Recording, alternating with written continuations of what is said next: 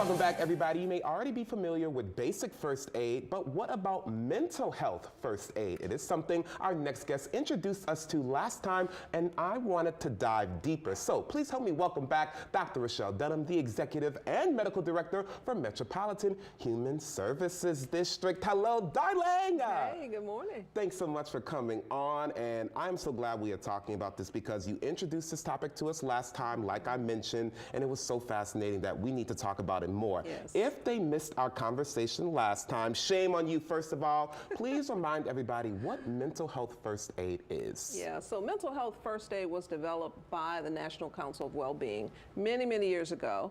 And the intent of it is to have an individual sit in an 8-hour training that teaches them how to handle a mental health crisis. It could be a family member, it could be a friend, it could be a colleague, but it teaches them how to recognize the signs and symptoms of a crisis and to not panic, but to know what to say, what to do, and how to respond to those people appropriately. And those crises can be things that are germane to the average situation people are dealing with, an argument that gets out of control, or it can actually be a diagnosed condition that is out of control. And it's so important that people learn about that because, yeah, we see it in movies, we see it in TV, Yeah. but until you actually come in contact with it, Yes. you need to understand how to deal with it. What are some interventions that people can actually use mental health first training for? Yeah, well, the first thing is to know how to listen, right? Because most of the time we're talking and we're not listening. The second thing is to learn what to listen for. And then thirdly, to know how to respond to what you're listening to. Another big part of the training is teaching you where your limitations are.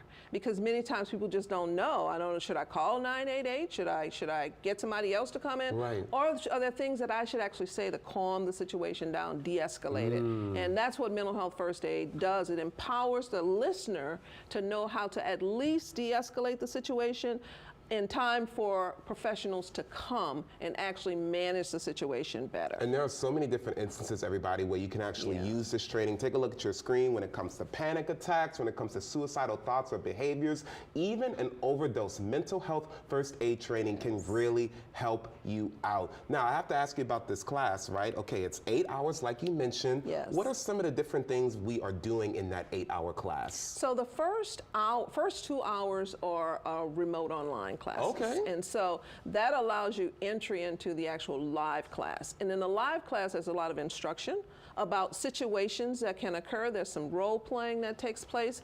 And then at the end, there's some level of evaluation that you have actually comprehended and understand and meet a certain level of competence in being able to provide this particular service. But it does require an investment in time. That can be done over 2 days, but if it's done in person, they often do it the entire day. But it really is a personal commitment that you have to make to it in order to do it. And if you are doing it, one of the things that we do is we encourage organizations to get people trained on their team to be a mental health first aid trainer. And then you can always continue to get your staff trained on it. You don't have to reach out to organizations like us that do it, but of course we have limitations. Absolutely. So our whole thing is to get as many people in the city trained on mental health first aid. That will help with a lot of the crises that we're dealing with. Because 70% of the calls that EMS gets are behavioral health calls. That somebody gets on the phone and talks the person through the situation.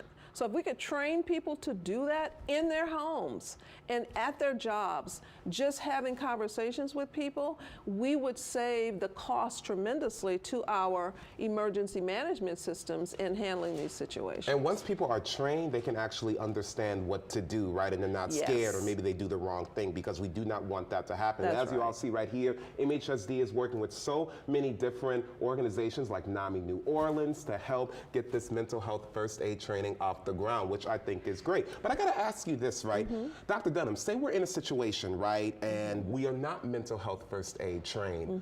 What do we do if we are dealing with someone who has a panic attack or suicidal thoughts? What do you suggest? Yeah, so the national hotline that we have now, the feds have endorsed, is the 988 hotline. So we don't want you to call 911. We want you to call 988. It's a suicide and crisis lifeline, but it really is a lifeline for help if somebody's in distress.